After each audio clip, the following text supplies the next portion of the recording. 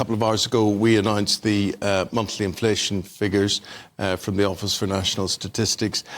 So the figure that we have, 3.2%, that's down from 3.4%. Yeah, it is a fall, but not as big as many were hoping. Let's get the thoughts of the Chief Secretary to the Treasury, Laura Trott. Very good morning to you. Thank you for joining us. We've heard from the Prime Minister and indeed the Chancellor this morning, both saying this is proof that the plan is working. But it's a little bit stickier than the plan was, isn't it? It's coming down much more slowly than you would have liked.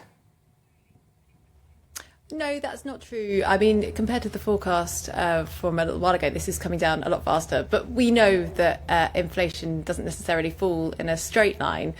So this is very good news that it's come down today from 3.4 to 3.2%.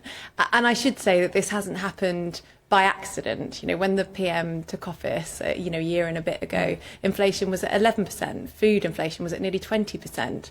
And thanks to the work of the government and the Bank of England, we've now got that down. And that just shows that of course it was lucky. Hang on, I'm sorry, my earphones. Sorry, Laura, I'm just saying. Oh, no, it wasn't lucky, Eamonn. That's not fair. It was lucky. What have you done to bring this figure down?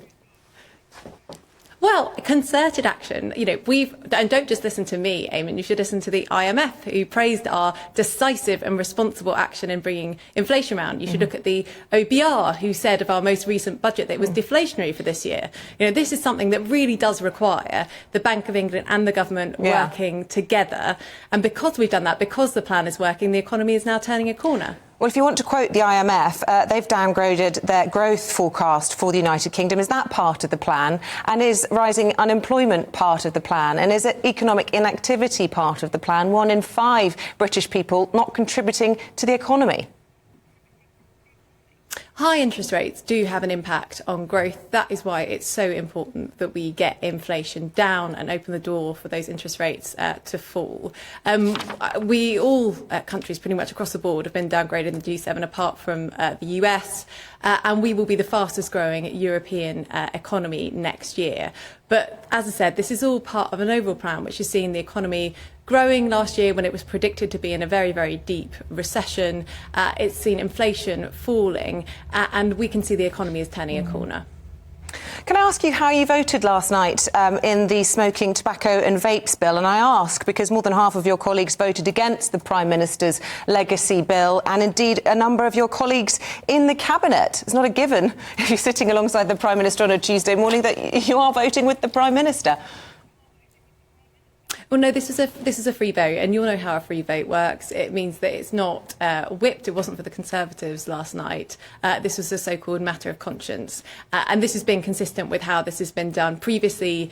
You may remember Tony Blair, when he had the ban on smoking indoors, it was a free vote. And indeed, in that vote, John Prescott, who was then the Deputy Prime Minister, voted against Tony Blair. And, I heard his government went on to survive for a little while. So I think this is a pretty well-established precedent for a free vote. Penny Mordaunt, though, abstained, and you'd imagine that given her moderate views, she would probably have agreed with this legislation. There's more to this than just a free vote. So cynically, you could say that she has ambitions to lead the party in the future, and all of these voting, whether they abstained or voted against, is an indicator of problems. Rishi Sunak losing his authority, perhaps not being at the top of the party for much longer.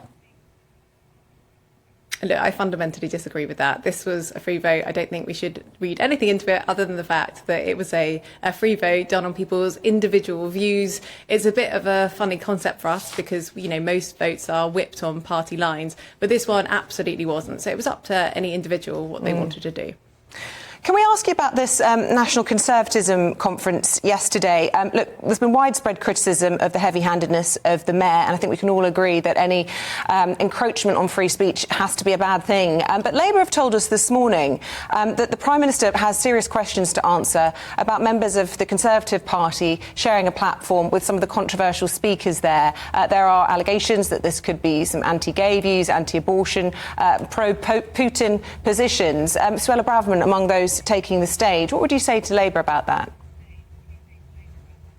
Look, I would say as a general principle that it's really important that we uphold free speech and also that we talk to people within the parameters of legality. So where is someone who is making a legal argument that doesn't, is an incitement to hatred, isn't, with all the other things, then we absolutely need to defend that. You have to be able to be on a platform generally with people that you disagree with. That is the fundamental tenet of democracy. We shouldn't say to people you can't make that argument. We should defeat that argument through reason and demonstration, and that is absolutely vital and one that we must not and cannot move away from. Okay. Laura, we've got to leave it there. We say goodbye to you and thanks for your time this morning. Laura Trott is a Treasury Secretary. Thank you.